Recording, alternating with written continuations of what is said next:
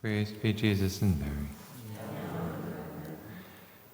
Saint Jane Frances de Chantal was born in Dijon in 1572. Rich, beautiful, and accomplished, she was courted by many. Her father chose Baron Christophe de Chantal as her husband, and she fell madly in love with him. He was 7 years older than her, and they married at the end of 1592, when she was almost 21. They had 6 children together, 2 of whom died in infancy. A son and 3 daughters survived, and Saint Jane also had a 4th daughter to raise. Claudine was a daughter of her husband, born out of wedlock, for he was occasionally unfaithful to his wife. The Baroness was responsible for managing the family's houses and estates, and she proved quite capable. One day in 1601, the Baron was out hunting with a friend when the friend's gun strap caught on a branch and the gun went off.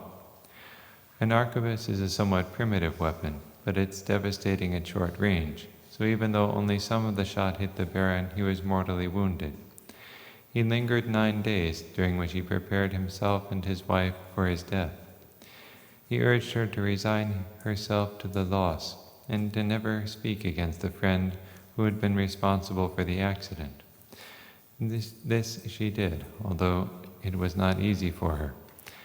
Being widowed at 28 was devastating. Her life was in pieces and she couldn't fit them back together again. She knew her life could never be as it was before, and tried to understand what she should do now. She felt called to religious life, so she made a private vow of chastity and began searching for a spiritual guide. In 1602, in answer to her prayers, she had a vision in which she saw St. Frances de Sales, and was told that he was the one God had chosen to guide her. But she didn't know his name or where to find him, so she could only wait.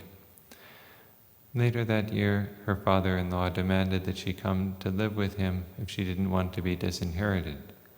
This meant living in a house commanded by a servant who had become the old Baron's mistress. She had 5 children by him and no knowledge of how to manage an estate. St. Jane had to suffer this situation for 7.5 years, and when it began, she was still grieving her husband. In 1604, her father invited his unhappy daughter to spend Lent with him in Dijon. St. Frances de Sales, who had been the bishop in exile of Geneva for 2 years, was the preacher. When she saw him for the first time on March 5th, she recognized him as the spiritual guide God had shown her 2 years before. St. Francis had also seen her in a vision. He wanted to start a congregation of sisters, and in a vision saw St. Jane and the other 2 women who would be its first members. The 2 future saints were able to meet for a confession and spiritual colloquy at her father's house. He immediately understood her and saw how her current spiritual director was guiding her incorrectly. She explained that she felt called to give herself completely to God, and he taught her to dress more simply and how to pray with more fruit. Although there were things to correct, he was very impressed with her. He wrote, "I have found at Dijon what Solomon could scarcely find in Jerusalem. Madame de Chantal is indeed the valiant woman." When she returned to her father-in-law's house, she was much the same externally, but people noticed a difference. They said, "Madame's first spiritual director had her pray 3 times a day, and we were all annoyed. The Bishop of Geneva has her pray at all hours of the day, and this does not bother anyone." She ate and dressed more simply, wore little jewelry, and bore the humiliations inflicted upon her by the Baron's mistress with more patience. She kept contact with St. Francis by letter and occasionally saw him in person. She wanted to consecrate herself as soon as possible, but there were many issues to resolve, and this took years.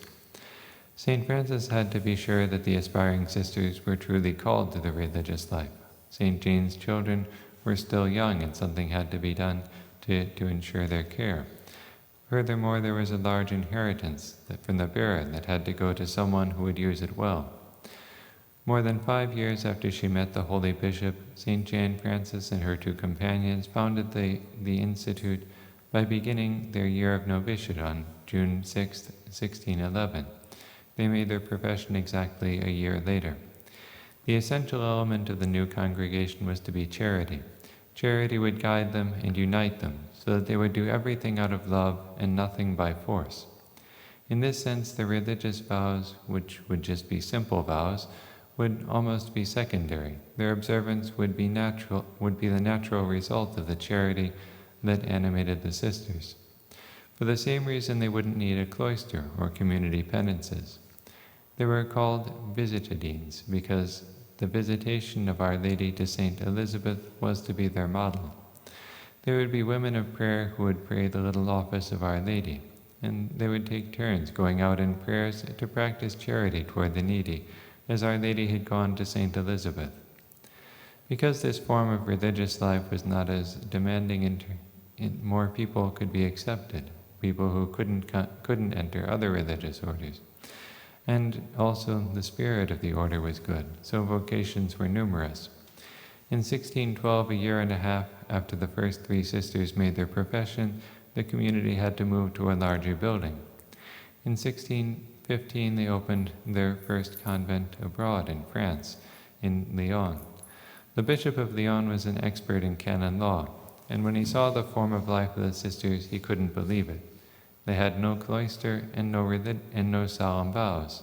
There weren't orders like this. This was a form of religious life that had perhaps existed in the past, but had been abolished in the 14th century. He spoke to St. Frances de Sales, trying to reason with him, but he couldn't get him to agree. The matter went to Rome, which in 1618 decreed that the visitation would be in order with solemn vows and papal enclosure. Such was the will of God. It was not what the two holy founders planted, but in this form the foundation bore much fruit. When St. Frances de Sales died in 1622, there were 13 monasteries. By the time St. Jane died, 19 years later, there were 86. By 1700, it had expanded to Italy, Switzerland, Belgium, Germany, and Poland. In the following century, it spread to England, Austria, Syria, Spain, and Portugal, and in the 19th century to the United States, South America, and Czechoslovakia. This order, whose central principle was to be charity, was the one chosen to receive the message of the Sacred Heart, for it was a visitadine, St. Margaret Mary, who received the revelations between 1673 and 1675. St. Frances de Sales had, in fact, suggested to St. Jane Frances de Chantal to put the Sacred Heart on the coat of arms of the congregation. Founding all these monasteries meant finding suitable superiors who would preserve the spirit of the order, finding nuns, and ensuring economic support, since each monastery had to be self-sufficient. It meant traveling thousands of miles on horseback or by carriage to visit existing monasteries and found new ones. And St. Jane did not have an iron health. She worried that the order was growing too much in the branches and not enough in the roots, that is, that it wasn't deepening its spiritual foundations enough and was growing too quickly. Famines and outbreaks of the plague caused further difficulties. In 1618, the plague struck France, the Savoy, and Piedmont. Those who could fled the cities, leaving the nuns without the benefactors that ordinarily supported them. In 1629, the plague came to Annecy, where St. Jane was in the mother house. Though she was encouraged to leave the city, she stayed and had her nuns pray for the plague to end.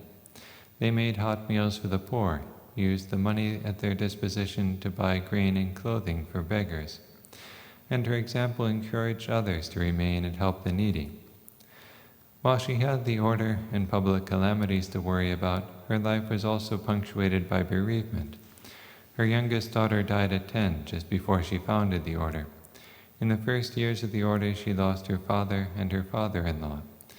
And in 1617, she lost her beloved daughter, Marie Aimée, who was only 19. She had recently been widowed and made profession as a visitadine. In 1622, St. Francis de Sales passed from this world. After this, she sought spiritual guidance from St. Vincent de Paul.